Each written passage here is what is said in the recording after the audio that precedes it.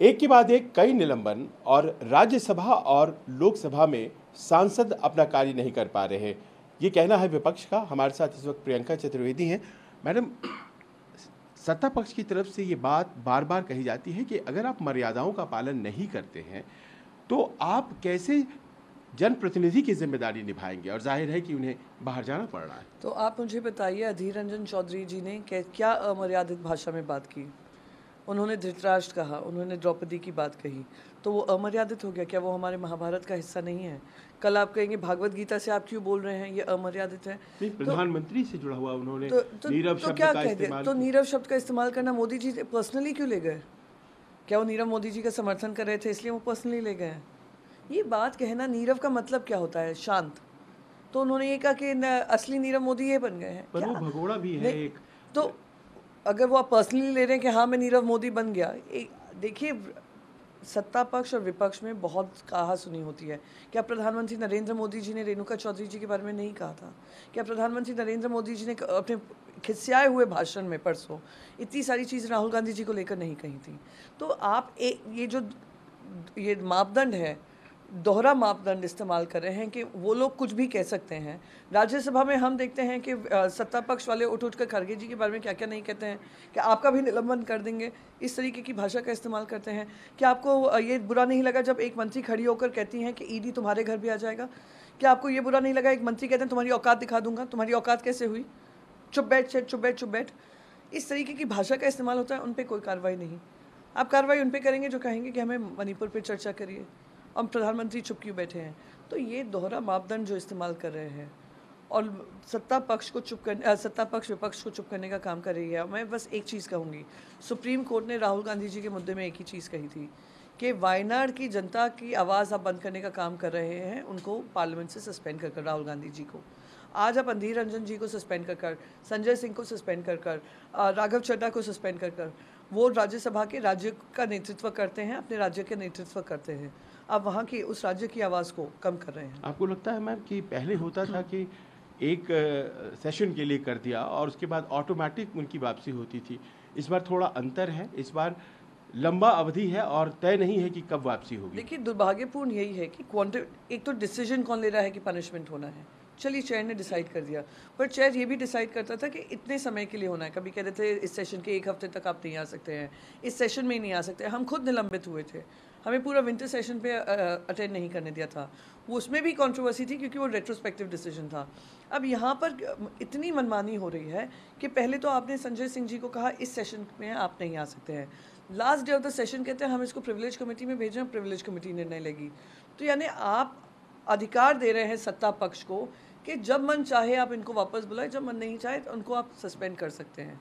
तो इस तरीके का जो काम हो रहा है, क्वांटम ऑफ पनिशमेंट नहीं हो रहा है, टाइम ऑफ पनिशमेंट नहीं हो रहा है, ये goes toward silencing the opposition. ये दुर्भाग्यपूर्ण है और आने वाले समय में, आज ये सत्ता में है, कल हम सत्ता में होंगे। अगर हम ही ये मापदंड इस्तेमाल करने लग गए तो विपक्ष की जिम्मेदारी क्या होगी? प्रजातंत्र के, जो मैं मानती हूँ डिस्कशन, डिबेट, एसेंस होता है, उसका पालन कौन करेगा? ये बहुत ही गलत हो रहा है। और ये क्वांटम ऑफ पनिशमेंट का निर्णय जो चेंज करके प्रिविलेजेस कमेटी पे कर दिया, रजनी पाटिल जी के साथ भी ये किया, 3 सेशंस उनको अटेंड नहीं करने दिया। पर आप तो यहाँ निलंबित हुए जा रहे हैं, अपने आंकड़े जो है आपके कम हो रहे हैं। प्रधानमंत्री ने थोड़ी देर पहले ये बात कही है कि विपक्ष तो नो कॉन्फिडेंस मोशन में अपनी बात भी नहीं रख पाया, वो तो बाहर भाग गया, और एक तरह से एक प्लेटफॉर्म आप लोगों ने दे दिया सत्ता पक्ष को अपनी बात को पुरजोर तरीके से रखने का। बिल्कुल भी नहीं। एक खिसियाए हुए, बौखलाए हुए प्रधानमंत्री जो 2014 से जो भाषण कर रहे हैं, उन्होंने फिर से आकर उसको रिपीट मोड पे किया है, फिर से रिवाइंड कर वही बातें कही हैं। कांग्रेस को के ऊपर आक्रमण करना, राहुल गांधी पे आक्रमण करना, विपक्ष की कमियां गिनाना। आपने मणिपुर पे 2 घंटे 13 मिनट के स्पीच में मणिपुर पे आपने 5 मिनट दिए होंगे। ये आपकी समझ है, ये आपकी सोच है। बाकी आपने सिर्फ विपक्ष को दोष दिया। अरे विपक्ष ने को देश की जनता ने 2014 में विपक्ष बनने की जिम्मेदारी दी। सत्ता पक्ष में आपको ये जिम्मेदारी थी कि आप देश की सूरत बदलेंगे और विकास की तरफ लेकर जाएंगे। पर आप 9 साल बाद भी अगर राहुल गांधी जी को ही दोष मढ़ेंगे, अगर आप विपक्ष को ही गाली देंगे, तो वो आपकी कमी दिखाता है, आपकी बौखलाहट दिखाता है। तो कुछ भी ऐसा नहीं था। 2 घंटे में उनकी खिस्यान पर देश ने देखी है।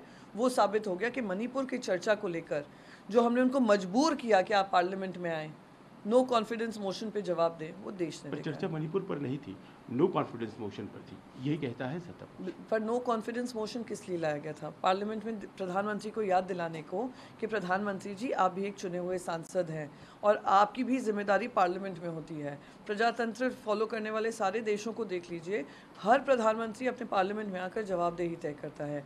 तो उनको याद दिलाना कि आपका जो प्रधानमंत्री का धर्म है वो पार्लियामेंट के पटल पे आकर जवाबदेही तय करने की है। दूसरा कि मणिपुर में 100 दिन से ज़्यादा हिंसा चल रही है, आपके होम मिनिस्टर फेल हुए हैं, आपकी महिला और बाल विकास मंत्री फेल हुई है, वहाँ के चीफ मिनिस्टर फेल हुए हैं और फिर भी स्थिति नियंत्रण में नहीं है, आप आकर उसका जवाब दीजिए। तो ये नो कॉन्फिडेंस मोशन के साथ साथ no confidence on the prime minister to be able to handle a situation, वो था। और बाकी सारे मापदंड देख लीजिए, अर्थव्यवस्था को देख लीजिए, महंगाई को देख लीजिए, महिला सम्मान को देख लीजिए, युवाओं की बेरोजगारी को देख लीजिए, हर चीज़ पे आप मुझे बताइए क्या उनके पास कोई जवाब था, क्या उन्होंने उसके बारे में जवाब दिया? जाहिर है निलंबन की जो कार्रवाइयाँ हो रही हैं, विपक्ष उससे बहुत नाराज़ है और साथ ही साथ नाराज़गी की एक वजह यह भी है कि कितने दिनों का निलंबन हो रहा है। अब इस बारे में जो निलंबित है उन्हें पता ही नहीं है, सब कुछ सत्ता पक्ष के ऊपर निर्भर हो गया है। संजीव त्रिवेदी, न्यूज़ 24, दिल्ली। नमस्कार, मैं हूं मानक गुप्ता। अगर आपको हमारा ये वीडियो पसंद आया हो तो इसे लाइक और शेयर जरूर करें और हाँ, हमें सब्सक्राइब और फॉलो करना ना भूलें ताकि आप देश और दुनिया की कोई खबर मिस ना करें। तो जुड़े रहिए हमारे साथ और देखते रहिए न्यूज़ 24।